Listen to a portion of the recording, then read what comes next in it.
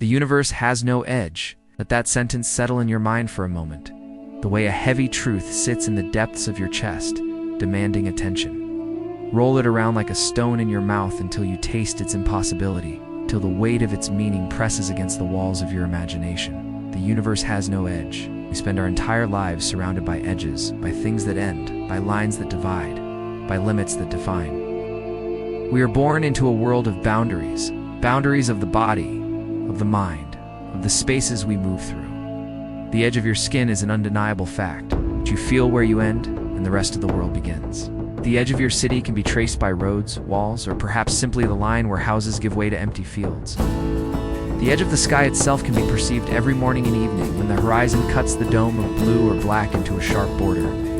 Every single thing you have ever encountered, every object you have ever touched, every space you have ever occupied has been framed by beginnings and endings. A book has its first page and its last. A road has a starting point and a terminus. Even a lifetime has the undeniable edge of birth and death. To be human is to live inside limits. And yet, the universe, the reality that holds all other realities, laughs at this need for edges.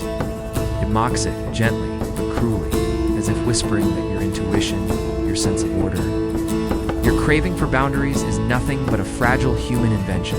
You've been lied to. Not maliciously, not with intent to deceive, but lied to nonetheless. Every time someone told you the universe is expanding, you formed a picture in your head. It was natural to do so.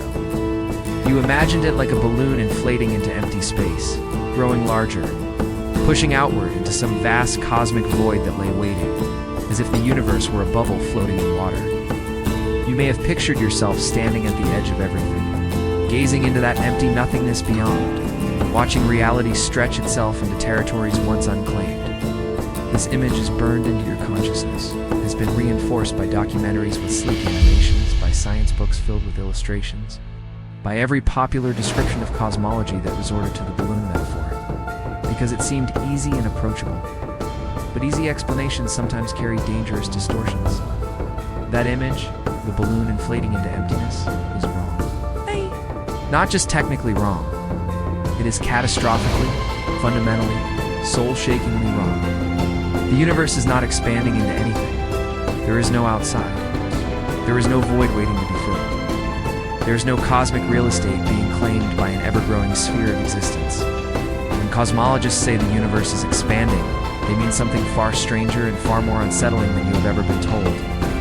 They mean that space itself, the very stage upon which every atom performs its dance, is stretching. Not expanding into something else, not moving into an outer arena, but stretching like a rubber sheet, with no edges, no boundaries, no outside at all. Imagine, if you will, that you are an ant crawling across the surface of a balloon that someone is slowly inflating. To you, the ant, the surface seems to be getting bigger. Landmarks that once felt close together are now farther apart. The distance between any 2 points is increasing, but you never find an edge. You never stumble into a cliff where balloon surface ends and emptiness begins. The only thing you notice is that your journey from one dot to another takes longer today than it did yesterday. The balloon grows, but the edge never appears. Now here's the twist. Our universe is not even a balloon. It may not have any underlying object at all. It might be an infinite surface that somehow stretches without limit. And we are the ants, endlessly moving across this boundless landscape. But here's where your mind begins to fracture slightly, where the comfortable assumptions you've carried your entire life should begin to crumble like a brittle shell. If the universe has no edge, if there is truly no boundary to reality, then what does that mean about the Big Bang? That moment of creation we have all been told about, the moment we picture as the birth of everything, 13.8 billion years ago. How could such an event occur if there was no edge to explode from? Big Bang did not bang. Stop. Read that again. Let the words sting as they collide with the story you thought you knew. The Big Bang did not bang. There was no explosion. There was no moment when matter suddenly appeared in empty space and began flying outward. There was no cosmic fireworks show, no giant bang echoing across a dark void. The Big Bang was not a point in space where everything began. It was a point in time when space itself began. The difference between these two ideas is so profound, so reality-shattering, that most people never truly grasp it, even when they hear it explained over and over. You are not living inside the aftermath of an explosion. You're living inside the ongoing event of space itself, coming into existence and stretching.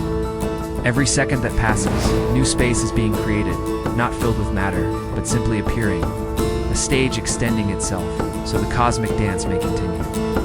The universe isn't growing the way a city grows, pushing outward into surrounding countryside, building into empty land. It is growing the way a photograph grows when you zoom in. More space appears, but there are still no edges to the frame. Think carefully about this. As you sit here reading these words, space is being created somewhere between our galaxy and the Andromeda galaxy.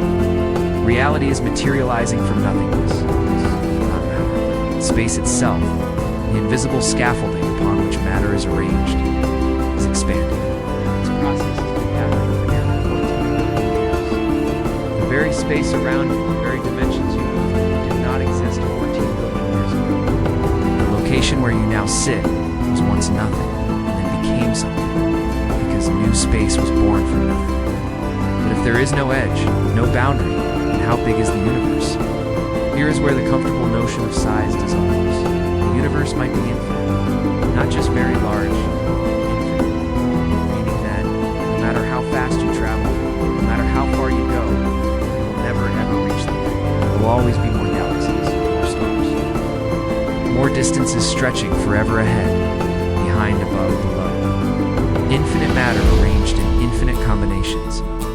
Or perhaps, just as strange, the universe is finite, but unbounded, like the surface of a sphere. If you could somehow travel in a perfectly straight line, you might eventually return to your starting point, having circumnavigated all of existence. But even then, you would never encounter an edge. You'd never stand at a cliff gazing into nothing. You would simply return to where you began. Like a sailor who circled the earth and came back home. Both possibilities are equally mind-bending. Both violate everything your brain expects about reality. Your mind was not built to comprehend infinity or unbounded finiteness. Your ancestors needed to know the limits of their hunting grounds, the edges of their territory. They never needed to grapple with the possibility that space itself might have no end. Yet here you are, suspended in such a reality.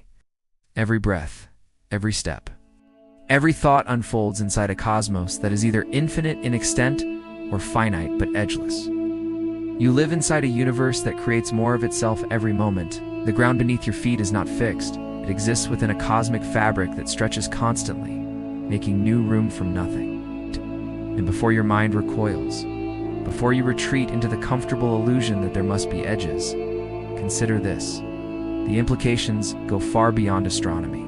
If the universe has no edge, if it is infinite or unbounded, then what does that mean about the very nature of existence?